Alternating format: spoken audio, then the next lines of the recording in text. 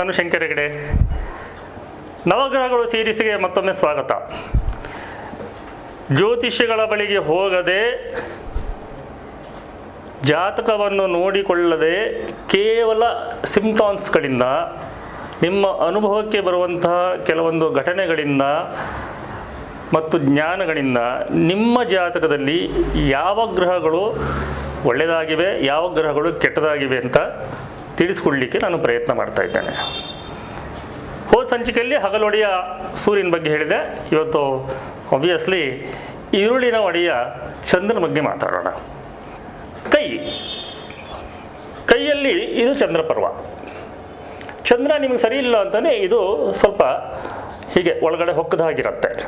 ಆಮೇಲೆ ಕೆಲವೊಂದು ಸಲ ಇಲ್ಲಿ ಕೆಲವೊಂದು ಕಲೆಗಳು ಬರ್ತವೆ, ಕಪ್ಪು ಡಾಟ್ಸ್ಗಳು. ಹಾಗೆಲ್ಲ ಇದ್ದರೆ ಚಂದ್ರ ಸ್ವಲ್ಪ ಸರಿ ಇಲ್ಲ ಅಂತ. ಯಾಕಂದರೆ ಚಂದ್ರ ಮನಸ್ಸಿಕಾರಕ, ಚಂದ್ರಮಾತ್ಮನ ಸೋಜ, ಮತ್ತು ತಾಯಿಗೆ ಕಾರಕ. ನಿಮ್ಮ ಇಮೋಷನ್ಸ್ ಏನಿದೆ ಅದನ್ನೆಲ್ಲ ಕಂಟ್ರೋಲ್ ಮಾಡುವಂಥವನೇ ಚಂದ್ರ. ಹಾಗಾಗಿ ಚಂದ್ರ ಇಲ್ಲಿ ಉಬ್ಬಿಕೊಂಡಿದ್ರೆ ಭಾಳ ಚೆನ್ನಾಗಿ, ನಿಮ್ಮ ಚಂದ್ರ ಭಾಳ ಚೆನ್ನಾಗಿದ್ದಾನೆ ಅಂತ ಚಂದ್ರ ಪರ್ವ. ಇನ್ನು ಜ್ಯೋತಿಷದ ಬಂದರೆ, ನಿಮ್ಮ ಜಾತಕದಲ್ಲಿ ಚಂದ್ರ ಚೆನ್ನಾಗಿದ್ದಾನೆ ಅಂತಂದರೆ ನೀವು ನಿಮ್ಮವರ ಬಗ್ಗೆ ಹೆಚ್ಚಿನ ಕಾಳಜಿಯನ್ನು ವಹಿಸ್ತೀರ. ಚಂದ್ರ ಚೆನ್ನಾಗಿದ್ದರೆ ಕಾಲ್ಪನಿಕ ಶಕ್ತಿಗಳು ಭಾಳ ಚೆನ್ನಾಗಿರ್ತವೆ. ಈ ಆರ್ಟಿಸ್ಟ್ಗಳಿಗೆ ಮತ್ತು ಮ್ಯೂಸಿಷಿಯನ್ಸ್ಗಳಿಗೆ, ಸ್ಟೇಜ್ ಪರ್ಫಾರ್ಮರ್ಸ್ಗಳಿಗೆ ಚಂದ್ರ ಚೆನ್ನಾಗಿರಬೇಕು. ಯಾಕೆಂದರೆ ಮತ್ತು ಕವಿಗಳಿಗೆ ಕಾಲ್ಪನಿಕ ಶಕ್ತಿಯನ್ನು ಕೊಡುವಂಥವನೇ ಚಂದ್ರ. ಆಮೇಲೆ ಬರವಣಿಗೆಗೆ ಬಂದಾಗ ಬುಧ ಸಪೋರ್ಟಿಗೆ ಬರ್ತಾನೆ. ಸಂಪೂರ್ಣವಾಗಿ ಇನ್ನು ಆ್ಯಕ್ಟಿಂಗಿಗೆ ಹೋದಾಗ ಚಂದ್ರನ ಸೆಕೆಂಡರಿಯಾಗಿ ಶುಕ್ರ ಪ್ರಧಾನವಾಗ್ತಾನೆ. ಅದ್ರ ಬಗ್ಗೆ ಎಲ್ಲ ಮತ್ತೆ ಮಾತಾಡೋಣ. ತಾಯಿ ಜೊತೆಗೆ ಒಂದು ಒಳ್ಳೆಯ ಸಂಬಂಧ ಇರುತ್ತೆ. ನಿಮಗೆ ಅಡ್ವೈಸ್ ಮಾಡುವಂಥ ಒಂದು ಒಳ್ಳೆಯ ತಾಯಿ ಸಿಕ್ಕಿರ್ತಾರೆ. ಹೃದಯ ಸಿರಿವಂತಿಕೆ ಭಾಳ ಹೆಚ್ಚಿರುತ್ತೆ. ಇವೆಲ್ಲ ಚಂದ್ರ ಒಳ್ಳೆಯ ರೀತಿಯಲ್ಲಿದ್ದರೆ ಆಗುವಂಥದ್ದು. ಆಮೇಲೆ ವಿದೇಶಕ್ಕೆ ಹೋಗಿ ದುಡಿಲಿಕ್ಕೆ ಚಂದ್ರ ಒಂದು ರೀತಿಯಲ್ಲಿ ಕಾರಕ. ಆಯಿತು, ಜಾತಕದಲ್ಲಿ ಆಮೇಲೆ 9ನೇ ಮನೆ 12ನೇ ಮನೆಗಳ ಕನೆಕ್ಟಿವಿಟಿ ಅವೆಲ್ಲ ಬರ್ತವೆ. ಇನ್ನು ಚಂದ್ರ ಚೆನ್ನಾಗಿದ್ದರೆ ಕ್ಷಮಾಶೀಲರಾಗಿರ್ತಾರೆ. ಬೇರೆಯವರನ್ನು ಬೇಗ ಕ್ಷಮಿಸ್ತಾರೆ. ತಮಗೆ ಬೇಕಾದವರ ರಕ್ಷಣೆ ನಿಲ್ತಾರೆ. ಕೆಲವೊಂದು ವಿಶೇಷ ಮನೆಗಳಲ್ಲಿ ಚಂದ್ರ ಅಂತಃಶಕ್ತಿ, ಇಂಟ್ಯೂಷನ್ ಅಂತ ನಾವೇನು ಹೇಳ್ತೇವೆ, ನಮಗನ್ಸಿದ್ದು ನಿಜ ಆಗುತ್ತೆ, ಆ ಥರದ ಶಕ್ತಿಯನ್ನು ಕೂಡ ಕೊಡ್ತಾನೆ. ಇನ್ನು ಚಂದ್ರ ಎಡಗಣ್ಣಿಗೆ ಕಾರಕ. ಚಂದ್ರ ಕೃಶಕಾಯ ಅಂತ ಜ್ಯೋತಿಷ್ಯ ಶಾಸ್ತ್ರ ಹೇಳುತ್ತೆ. ಇದು ಒಂದು ಹಂತಕ್ಕೆ ಓಕೆ, ಇದ್ರ ಬಗ್ಗೆ ಭಾಳ ತಲೆ ಕೆಡಿಸ್ಕೊಳ್ಳಿಕ್ಕೆ ಹೋಗ್ಬಿಡಿ. ಇನ್ನು ಚಂದ್ರ ನೆಗೆಟಿವ್ ಇದ್ರೆ ಏನಿರುತ್ತೆ, ಬೇಗ ಇಮೋಷ್ನಲ್ ಆಗಿರೋದನ್ನ ಬೇಗ ಸಿಟ್ಟು ಬರುತ್ತೆ, ಹಾಗೆ ಅಳುನೂ ಬರುತ್ತೆ. ತುಂಬ ಇಮೋಷ್ನಲ್ ಆಗಿರ್ತಾರೆ. ಈ ಬ್ರೈನ್ಗಿಂತ ಅವ್ರ ಹಾರ್ಟು ಡೊಮಿನೇಟ್ ಮಾಡ್ತಾ ಇರುತ್ತೆ. Heart dominates the brain. ಬುದ್ಧಿಶಕ್ತಿಗಿಂತ ಹೆಚ್ಚಾಗಿ ಹೃದಯದಿಂದ ಡಿಸಿಷನನ್ನು ತೆಗೆದುಕೊಳ್ಳೋದು ಜಾಸ್ತಿ ಇರುತ್ತೆ ಚಂದ್ರ ನೆಗೆಟಿವ್ ಆಗಿದ್ದರೆ. ಫೋಬಿಯಾಸ್ ಇರುತ್ತೆ. ಹೈಟ್ ಫೋಬಿಯಾ ಇರ್ಬೋದು, ಹೈಡ್ರೋಫೋಬಿಯಾ, ನೀರನ್ನು ನೋಡ್ರೆ ಹೆದರಿಕೆ ಆಗುತ್ತೆ. ಈ ಥರ ಅನೇಕ ಫೋಬಿಯಾಗಳಿವೆ. ನಿದ್ದೆ ಸಮಸ್ಯೆ ಇರುತ್ತೆ. ಚಂದ್ರ ಸರಿ ಇಲ್ಲ ಅಂತಂದರೆ ನಿದ್ದೆ ಮಾಡೋಕ್ಕಾಗಲ್ಲ ಸರಿಯಾಗಿ. ತಾಯಿ ಜೊತೆ ಜಗಳ ಆಗ್ತಾ ಇರುತ್ತೆ. ಪದೇ ಪದೇ ನಿಮಗೆ ಮನಸ್ಸಿಗೆ ಹರ್ಟ್ ಆಗ್ತಾ ಇರುತ್ತೆ. ಯಾರಾದರೂ ಏನಾದರೂ ತೊಂದರೆ ಕೊಡ್ತಿದ್ದಾರೆ ಅಂತಂದರೆ ನಿಮ್ಮ ಚಂದ್ರ ಸರಿ ಇಲ್ಲ ಅಂತ ಅರ್ಥ. ಆಮೇಲೆ ಕಾಮದ ಬಗ್ಗೆ ವಿಕೃತವಾದಂಥ ಕಲ್ಪನೆಗಳು ಬರ್ತವೆ. ವಿಶೇಷವಾಗಿ ಚಂದ್ರ 7ನೇ ಮನೆಯಲ್ಲಿದ್ದರೆ ಸ್ವಲ್ಪ ಹೆಚ್ಚಿನ ಒಂದು ಕಾಮಾಸಕ್ತಿ ಇರುತ್ತೆ ಅಂತಲೇ ಹೇಳ್ತೀವಿ ನಾವು. ಆದರೆ ನಾನಿಲ್ಲಿ ನಿಮಗೆ ಹೇಳ್ಕೊಡ್ತಾ ಇರೋದು ಜ್ಯೋತಿಷಗಳ ಬಳಿಗೆ ಹೋಗದೇನೆ ಚಂದ್ರನ ಬಗ್ಗೆ ನೀವು ಅರ್ಥಕೊಳ್ಳೋದು ಒಳ್ಳೆಯವನ ಕೆಟ್ಟವನ ಅಂತ. ಹಾಗೆಯೇ ಜಾತಕ ನೋಡದೇನೆ ಸಿಂಪ್ಟಮ್ಸ್ ಮೇಲೆ ನಿಮ್ಗೆ ಯಾವ್ಯಾವ ಗ್ರಹ ನಿಮ್ಗೆ ಒಳ್ಳೆಯದಾಗಿದೆ ಕೆಟ್ಟದಾಗಿದೆ ಅಂತ ಕಲ್ತ್ಕೊಳ್ಬೇಕು ಅಂತ. ಮತ್ತು ಈ ಚಂದ್ರ ಇದನ್ನಲ್ಲ, ಇವನು ಈ ರಾಜಯೋಗದ ಪದವಿಗಳನ್ನು ಕೊಡಲಿಕ್ಕೆ ರಾಜಕಾರಣಿಗಳಿಗೆ ಸೂರ್ಯನಿಗಿಂತಲೂ ಬಹಳ ಬೇಗ ಕೊಡ್ತಾನೆ, ಹೆಚ್ಚಿನ ಪ್ರಮಾಣದಲ್ಲಿ ಕೊಡ್ತಾನೆ. ಉದಾಹರಣೆಗೆ ಯಡಿಯೂರಪ್ಪನವ್ರ ಜಾತಕನೇ ನೋಡಿ. ಚಂದ್ರದಶನಲ್ಲಿ ಹೇಗೆಲ್ಲ ಬಂತು ಶ್ರೀ ಯಡಿಯೂರಪ್ಪನವ್ರ ಜಾತಕದಲ್ಲಿ. ಮುಖ್ಯಮಂತ್ರಿ 2 ಸಲ ಆಗಬೇಕಾಯಿತು. ಕೆಲವು ದಿನಗಳ ಕಾಲ ಆಗಿ ಹೋಗಿ ಮತ್ತೆ ಬಂದರು. ಯಾಕೆ? ಸಡನ್ನಾಗಿ ನೋಡಿಬಿಟ್ರೆ ಅವ್ರ ಜಾತಕದಲ್ಲಿ ಚಂದ್ರ ನೀಚ 12ನೇ ಮನೆಯಲ್ಲಿದ್ದಾನೆ, ಈ ಥರ ಅನಿಸುತ್ತೆ. ರಾಶಿ ಕುಂಡ್ಲಿ 2 ತಾಸಲ್ಲಿ ಇಂಡಿಯಾದಲ್ಲಿ ಯಡಿಯೂರಪ್ಪನವ್ರ ಥರ ಏನೆಲ್ಲ ಒಂದು 10,000 ಜನ ಹುಟ್ಟಿರ್ತಾರೆ ಇಡೀ ಇಂಡಿಯಾದಲ್ಲಿ. ಎಲ್ಲರಿಗೂ ಒಂದೇ ಥರ ಆಗುತ್ತಾ? ಇಲ್ಲ, ಮುಂದೆ ಬರಬೇಕು. ಏನಾಗಿದೆ ರಾಶಿ ಕುಂಡ್ಲಿದೆ, ಸ್ವಲ್ಪ ಹೇಳ್ತೀನಿ ತಗೊಳ್ಳಿ. ರಾಶಿ ಕುಂಡ್ಲಿಯಲ್ಲಿ ಮಹರ್ಷಿ ಪರಾಶರ ಏನು ಹೇಳ್ತಾರೆ, 3, 6, 8ನೇ ಮನೆಗಳ ಅಧಿಪತಿಗಳು ನೀಚವಾದಲ್ಲಿ ಅವು ಉಚ್ಚದ ಫಲವನ್ನು ಕೊಡ್ತಾರೆ ಅಂತ.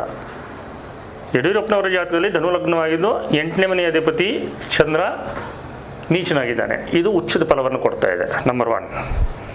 ನಂಬರ್ 2, ಅಷ್ಟಮಾಧಿಪತಿ ವ್ಯಯದಲ್ಲಿರುವಂಥದ್ದು ವಿಪರೀತ ರಾಜಯೋಗ.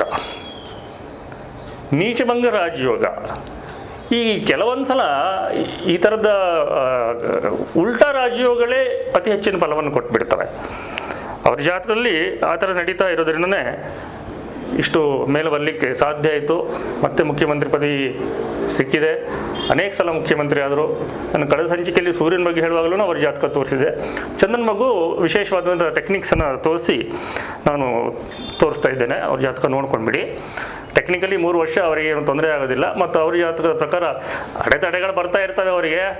ಧಾರಾಳಿಗಳು ಅವರು ಸೂರ್ಯನಿಗೆ ಸಂಬಂಧಿಸಿದಂತೂ ಸೂರ್ಯ ಚೆನ್ನಾಗಿದ್ದರೆ ಧಾರಾಳಿ ಆಗಿರ್ತಾರೆ, ಚಂದ್ರ ಚೆನ್ನಾಗಿದ್ರು ಧಾರಾಳಿಗಳು.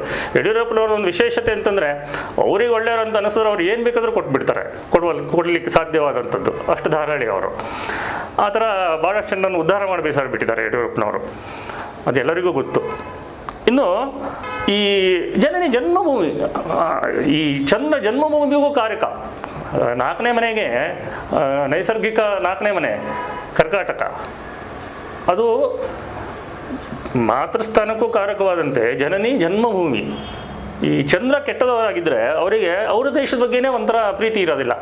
ಅವ್ರ ದೇಶದಲ್ಲಿರೋ ನೆಗೆಟಿವ್ ಥಿಂಗ್ಸ್ಗಳೇ ಅವ್ರಿಗೆ ಹೆಚ್ಚು ಕಾಣಿಸ್ತಾ ಇರ್ತವೆ. ಇದು ಭಾರತ ಅಂತಲ್ಲ, ಯಾವ ದೇಶದಲ್ಲೇ ಇರಲಿ, ಚಂದ್ರ ನೆಗೆಟಿವ್ ಆಗಿದ್ದರೆ ನಿಮ್ಮ ಜಾತಕದಲ್ಲಿ ನಿಮ್ಮ ಮೈಂಡು ನಿಮ್ಮ ದೇಶದಲ್ಲಿರೋ ಸಮಸ್ಯೆಗಳು ಮತ್ತು ನೆಗೆಟಿವ್ ಥಿಂಗ್ಸ್ಗಳ ಬಗ್ಗೆನೇ ಹೆಚ್ಚು ಯೋಚಿಸ್ತಾ ಇರುತ್ತೆ. ಅಲ್ಲೇನು ಒಳ್ಳೆಯದಿದೆ ಅದನ್ನು ನೋಡೋದೇ ಇಲ್ಲ.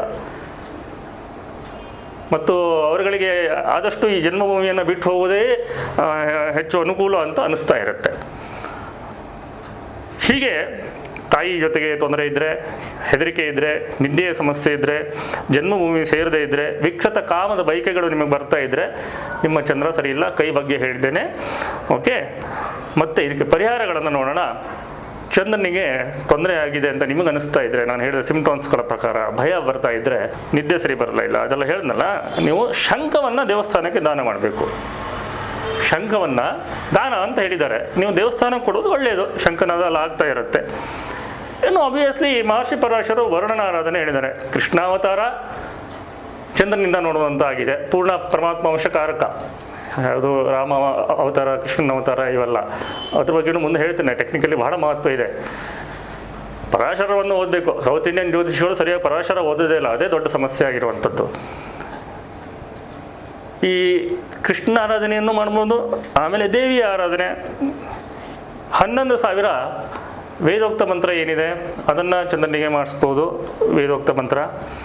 ಇನ್ನು ದುರ್ಗಾ ಸಪ್ತಶತಿ ಪಾರಾಯಣ, ವರುಣನ ಆರಾಧನೆ ಸಿಂಪಲ್ ಮಂತ್ರ ರೀ. ಓಂ ಓಂ ವರುಣಾಯ ನಮಃ. ಚಂದ್ರ ತೊಂದರೆ ಇದ್ದರೆ ಈ ಮಂತ್ರ ಹೇಳ್ಕೊಂಡ್ಬಿಡಿ, ಓಂ ಓಂ ವರುಣಾಯ ನಮಃ. ಭಾಳ ಸುಲಭದ ಪರಿಹಾರ. ದಿನಕ್ಕೊಂದು ಮಿನಿಮಮ್ ಒಂದು 108, 208 ಮಾಡಿ 1000 ಗಟ್ಟಲೆ ಮಾಡಿದ್ರೆ ಆದಷ್ಟು ಬೇಗ ನಿಮಗೆ ಫಲ ಬರುತ್ತೆ. ನಿಮ್ಮ ಮಾನಸಿಕ ಶಕ್ತಿ ಕುಂಠಿತ ಆಗ್ತಾಯಿದೆ, ಮೆಮೊರಿ ಪವರ್ ವೀಕ್ ಆಗ್ತಾಯಿದೆ, ಕಾನ್ಸಂಟ್ರೇಷನಿಗೆ ಕಷ್ಟ ಆಗ್ತಾಯಿದೆ ಮಕ್ಕಳಿಗೆ ವಿಶೇಷವಾಗಿ ಓದಲಿಕ್ಕೆ, ಈ ಮಂತ್ರ ಮಾಡಿ. ವಿದೇಶಕ್ಕೆ ಹೋಗ್ಲಿಕ್ಕೆ ತೊಂದರೆ ಆಗ್ತಾಯಿದೆ ಅಂತಂದರೆ ವರುಣನ ಆರಾಧನೆ ಮಾಡಿ, ಸಮುದ್ರ ದಾಟಿ ಹೋಗ್ಬಿಡ್ತೀರಾ. ಇಂಥವೆಲ್ಲ ಇವೆ. ಸೊ ಇನ್ನೂ ಸುಲಭದ ಪರಿಹಾರ ಅಂತಂದರೆ ತ್ರಿಮಧುರದಿಂದ ದೇವಿಗೆ ಅಭಿಷೇಕ ಮಾಡಿಸಿ. ಸೋಮವಾರದಂತೆ ಒಂದು 10 ಸೋಮವಾರ ದೇವಿಯ ದೇವಸ್ಥಾನದಲ್ಲಿ ಅಭಿಷೇಕ ಮಾಡಿಸಿ. ಇನ್ನು ಲಾಲ್ ಕಿತಾಬ್ ಪರಿಹಾರ ಭಾಳ ಸುಲಭವಂಥದ್ದು. 1 ಬಾಟ್ಲ್ ಹಾಲನ್ನು ನಿರ್ಜನ ಪ್ರದೇಶದಲ್ಲಿ ಭೂಮಿಯನ್ನು ಅಗದು ಹೂತು ಹಾಕಿಬಿಡಬೇಕು, ಅದನ್ನು ಮುಚ್ಚಿಬಿಡಬೇಕು, ಹೂತು ಹಾಕಿ ಮುಚ್ಚಿಬಿಡಬೇಕು, ಹೊಂಡದಲ್ಲಿ ಹಾಕಿ ಮುಚ್ಚಿಬಿಡಬೇಕು. ಇದು ಲಾಲ್ ಕಿತಾಬಿನ ಒಂದು ಸುಲಭದ ಪರಿಹಾರ. ಆಮೇಲೆ ಈ ಹಾಲಿನಿಂದ ಮಾಡಿದ ಸ್ವೀಟ್ಸನ್ನು, ಲಾಲ್ ಕಿತಾಬ್ ಪರಿಹಾರ, ಹಾಲಿನಿಂದ ಮಾಡಿದ ಸ್ವೀಟ್ಸನ್ನು ಮಕ್ಕಳಿಗೆ ಕೊಡುವಂಥದ್ದು, ಸುವಾಸಿನಿಯರ ಪೂಜೆ, ಇವೆಲ್ಲ ಚಂದ್ರನಿಗೆ ಸುಲಭದ ಪರಿಹಾರಗಳು. ಮುಂಬರುವ ವಿಡಿಯೋಗಳಲ್ಲಿ ಇದೇ ಥರ ಜ್ಯೋತಿಷಿಗಳ ಬಳಿಗೆ ಹೋಗದೇನೆ, ಜಾತಕ ನೋಡದೇನೆ, ಉಳಿದ ಗ್ರಹಗಳು ನಿಮ್ಮ ಜಾತಕದಲ್ಲಿ ಯಾವ ಥರ ಶುಭ ಫಲಗಳನ್ನು ಕೊಡ್ತಾ ಇವೆ ಅಥವಾ ಕೊಡ್ತಾ ಇಲ್ಲ, ಅಶುಭ ಫಲಗಳನ್ನು ಕೊಡ್ತೇವೆ ಅಂತ ನೀವು ತಿಳಿದುಕೊಳ್ಳಲಿಕ್ಕೆ ವಿಶೇಷವಾದಂಥ ರೀತಿಯಲ್ಲಿ ಇನ್ನೂ ಹೆಚ್ಚು ಕೊಡ್ತಾ ಹೋಗ್ತೇನೆ. ಕಾಯ್ತಾ ಇರಿ. ನಮಸ್ಕಾರ.